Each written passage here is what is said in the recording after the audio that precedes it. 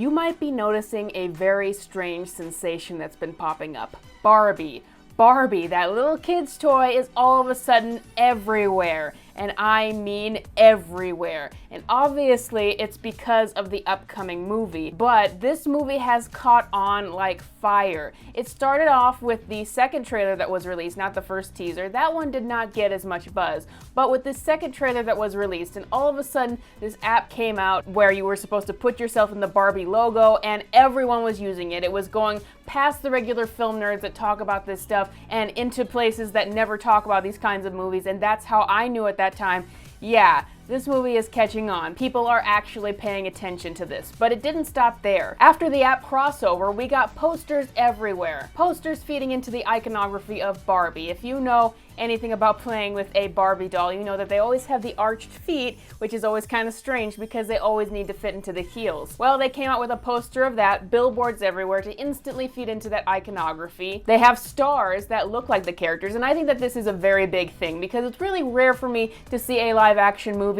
that is actually able to replicate something, whether it is a cartoon or a toy, and make it look exactly like that without making the people themselves look like toys. This movie has been able to do that in ways that I've never seen before. The clothes of this movie looks authentically Barbie, but they also look almost like designer clothes. Margot Robbie was probably the most perfect casting you could have ever got for this movie, even though I know she's the producer and she kind of can cast herself, but she looks like what you would expect a Barbie doll to look, a stereotypical Barbie doll. And Ryan Gosling, when I heard he was cast, I'm like, yeah, that makes perfect sense for Ken, because he's kind of played Ken in other of his movies. And that instantly feeds into people's nostalgia of this doll because they're seeing things that they recognize and things that make them feel the way they were when they were little kids. They released a video from Archaeological Digest, Archaeological Digest,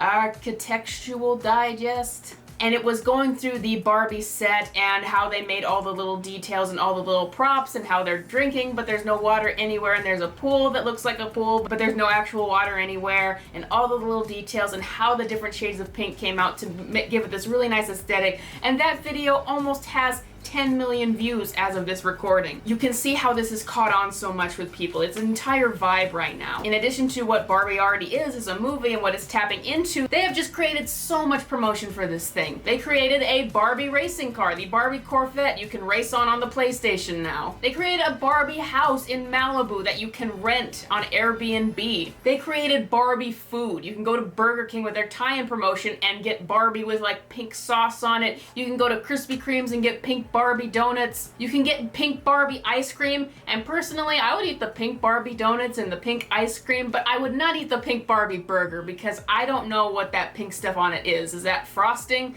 I just need to stay away from that. I don't know what it could do to me. Barbie Mania has even got me. Watch.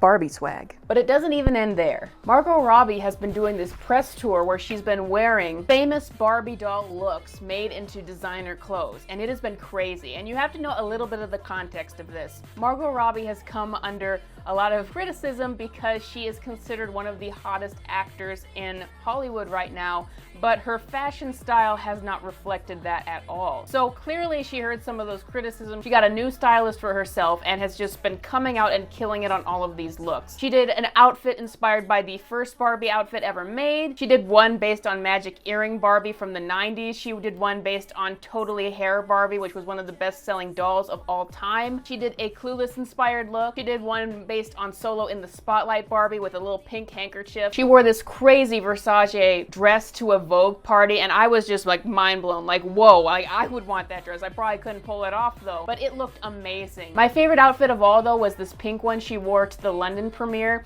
and the reason why it works so much is, like I said about the aesthetic of the film, it makes her look like a Barbie. She already has the look for it inherently, but this look looks like a combination of what you would see an imaginary princess wear and an actual Barbie. It looks amazing. It's got like these white gloves and this rose, and it looks like a princess outfit. It's got this sort of white sash. I think it's called a sash, I don't know. It kind of looked like a cake topper almost. It just looked absolutely amazing. And here's how these looks worked for the marketing. It's every time that one of these looks would drop, everyone would want to see what the next Barbie come to life outfit would be, because she literally looked like Barbie. And so every time she went to a premiere and would wear one of these looks, it would go viral. That is good marketing right there. Kind of like whenever these songs songs from a popular artist for this movie would drop, then it would make people talk about the movie all over again, just constantly keeping this in the discussion. If you go on Google and type in Barbie, then you'll find that you'll be treated to pink fireworks and your entire search browser will turn into pink. And I gotta say, it's so crazy after I think Margot Robbie really dropped the ball with what she was doing with Harley and Birds of Prey especially. Just look at the looks that she was wearing for the Birds of Prey premiere and what the characters look like in the movies compared to what she's doing with Barbie. But I think that she just understands Barbie, at least on a marketing level, a lot better than she ever did Harley.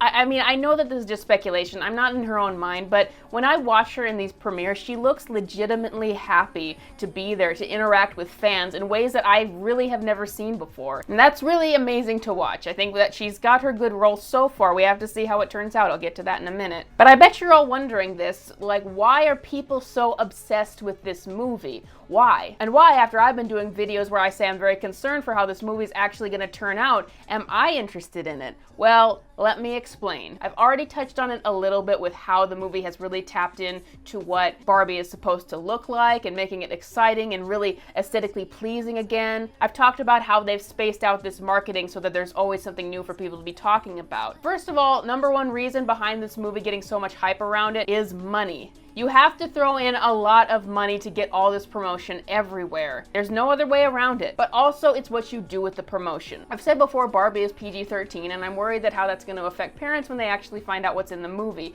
But the thing is, the primary audience for this movie is not little girls. It is 20-something girls or 30-something girls who grew up with Barbie. That is part of the reason why this has been able to hook me. And I was not even really a huge Barbie person, though of course I had some dolls. Look right here. Barbie dolls. I had these. My favorite doll was actually this Chelsea doll from, it was actually called a My Scene doll from Mattel. I liked it because it was really bendy. I got her in a different dress right now. Anyway, this was my favorite doll. But you can already tell that even I have some sort of connection to this doll. So obviously, since I even grew up playing with these dolls and seeing the commercials and all that stuff, then that is why instantly when we saw these outfits that were so accurate, why the nostalgia was brimming up. Even though I've been talking a little bit concerned by the PG-13 rating, that is part of the reason why this movie is getting so hyped up. If it was just a regular old kids movie, then the adults would be feeling like, oh, this is just a movie I'm gonna have to sit through with my kids with. But no, honestly, because they launched that official trailer with some innuendo in it, I think that that was a signal to adults that this is a movie for them, that this is a movie that is doing a wink-wink, self-aware kind of thing. They know what it is, but there's gonna be a lot of satire and comedy in it. It's kind of what they almost got right with the Barbie and Ken of Toy Story 3, where those characters, while not inappropriate, were very self-aware and prissy and all of that, and that is what this movie is really leaning into. So you've got the nostalgia going, but you also are making adults feel like it's for them. So this is the kind of perfect combination where it's making adults feel young again, but they also don't feel insecure about it. And just as Barbie was very popular when it first came out and had been for a long time, all of the pink bright lights and the cool fashions are also getting people invested in it. But what I've also talked about that people don't realize about this movie, and what I'm worried about if it's going to become controversial, is the messaging behind the film. But once again, that's also why I think people are really interested in this movie, because they can tell that it's more than just a fun romp. There's something deeper to it. There's something, I don't know, more artistic, more intellectual. And like I said before, there's that mystique to the film that is what's making people so curious about it. Even people who are skeptical about it.